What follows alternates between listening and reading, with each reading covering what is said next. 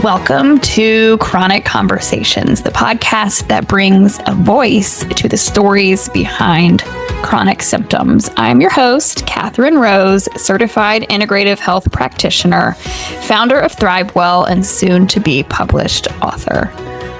After years of battling unexplained symptoms and finally getting a diagnosis of Hashimoto's, I turned my pain into purpose.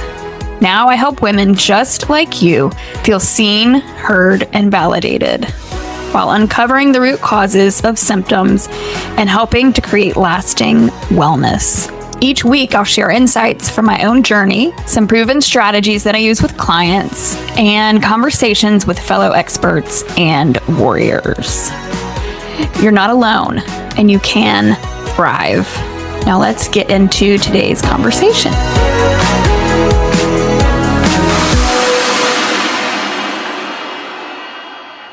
Hi, everyone, and welcome back to Chronic Conversations. I am so glad you are here. Today's topic, it's the question I hear the most from women and clients in their 40s and beyond, and that is, why am I gaining weight even though I am doing everything right? Now, if you listened last week, we talked a little bit about cortisol, like why your workouts aren't working for you anymore. And so you may hear some things that sound familiar if you listened last week, and you'll also hear some new and enlightening information in this episode. But if that sounds familiar to you, I know how frustrating that can be. So let me start by saying this. You're not crazy, even though that process may drive us crazy. Your body is just asking for something different. Today, we're going to unpack why your metabolism might be slowing down, the systems that regulate weight loss in midlife, and how they can shift, and why traditional dieting and exercise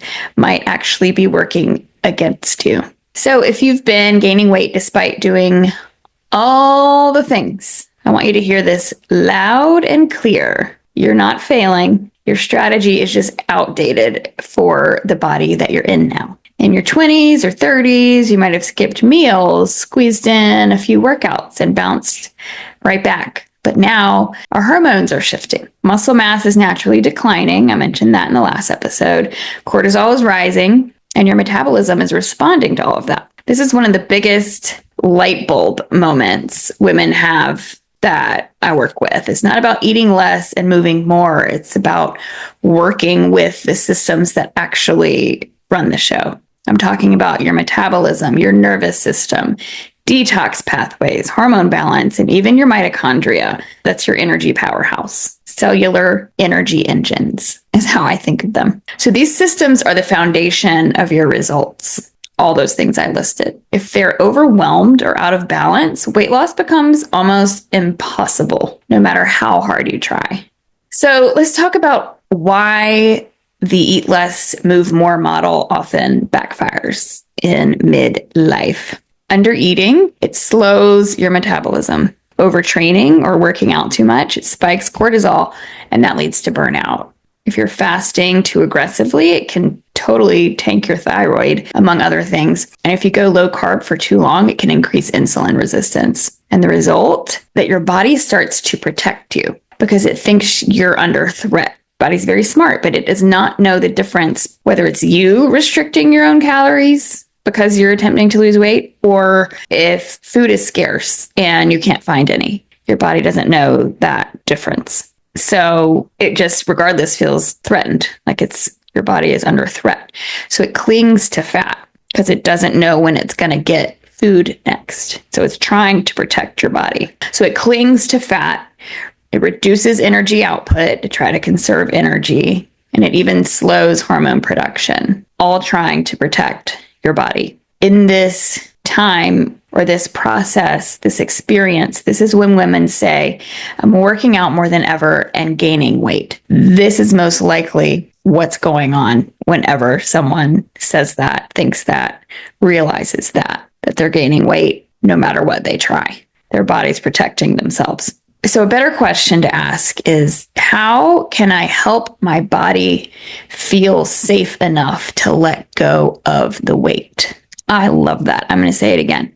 How can I help my body feel safe enough to let go of the weight? That shift changes everything. The metabolism, your metabolism, it's not failing you. It's adapting to your current inputs. If you're constantly stressed, inflamed, underfueled, and overtrained, your body is smart.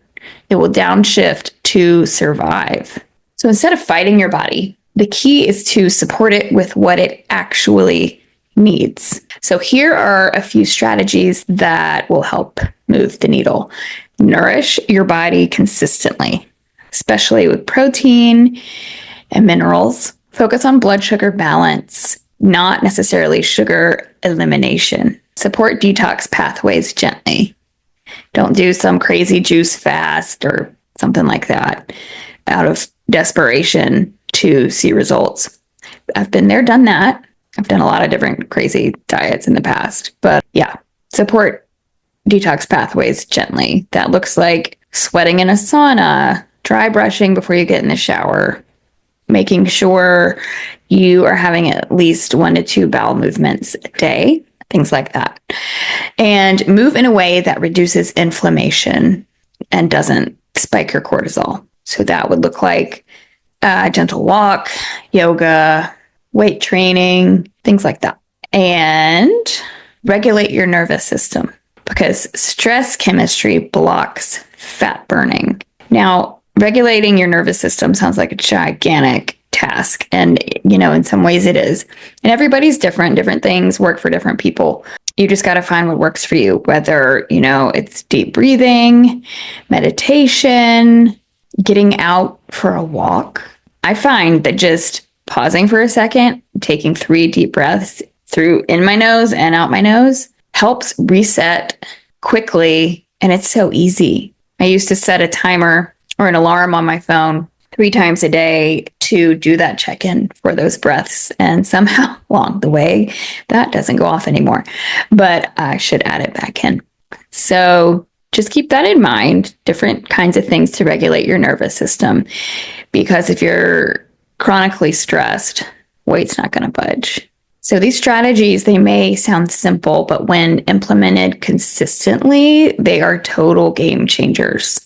And yes, you can get results without starving, sprinting, or stressing your body out. You really can. I used to think that was the only way, by doing everything hardcore. And it worked for a while in the past, but not anymore. Now I'm going to tell you about just a few truths I see click for women again and again. Number 1 is your metabolism isn't the enemy. Think of it as a messenger. If it's slowed down, it's protecting you and it's trying to tell you something. Something needs to change. Something is off balance.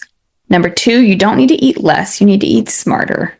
Many women are even unintentionally undereating, especially in protein and micronutrients. Number 3, you don't need to train harder. You need to recover better. Love that. I'm going to say it again. You don't need to train harder. You need to recover better. Walking, strength training, and cycle syncing your workouts can lower inflammation, which I know we all want. And number 4, your mindset really, really matters. Chronic body shaming, food fear, and stress around results keep cortisol levels elevated, which makes weight loss even harder.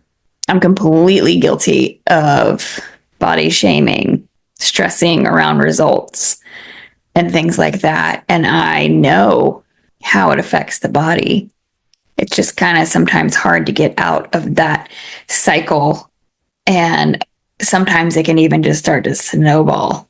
And it's hard to get out of it, but it's possible. So a lot of people don't know that about mindset. All of those things, body shaming and stress around results, food fear, it does elevate cortisol levels, which makes it hard to achieve your goal. Some days it's like, we can't win, but we can. We need to incorporate all these things that I've mentioned today. So you can't bully your body into healing. I'm guilty of that, but you can support it back into balance. It is absolutely possible. If this is resonating with you, here's what I want you to try. Feed your metabolism. Don't fight it. Make peace with rest and recovery. So important. Balance your blood sugar through food, not restriction. Restriction doesn't balance your blood sugar anyway. Track your energy, your sleep, and your mood, not just the number on the scale. It all matters. And lastly, treat your body like a partner, not a project. I'm guilty of that too. I'm going to say it again. Treat your body like a partner, not a project. And remember, you're just in a new season and it requires a new approach. If you're thinking, this is so me, you're not alone, clearly. And I've created a program called Biohacking Your Metabolism to help women just like you navigate this season with real root cause strategies that support your whole body, not just your weight. It's for women who are done guessing, done dieting, and ready to finally work with their bodies instead of against them. You can learn more about it on my website at Call Me Katherine, Katherine,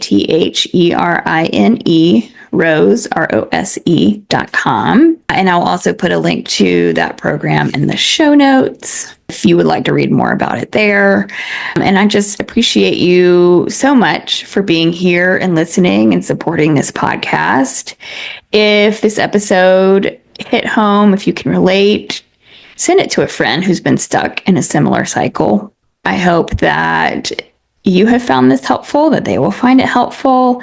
And I want you to remember, your body is beautiful and brilliant, and you deserve to feel good in it again. Thank you for being here again, friend. I will see you next week. Thank you so much for joining me on this episode of Chronic Conversations. I hope you're walking away with a little more clarity, hope, and inspiration for your healing journey.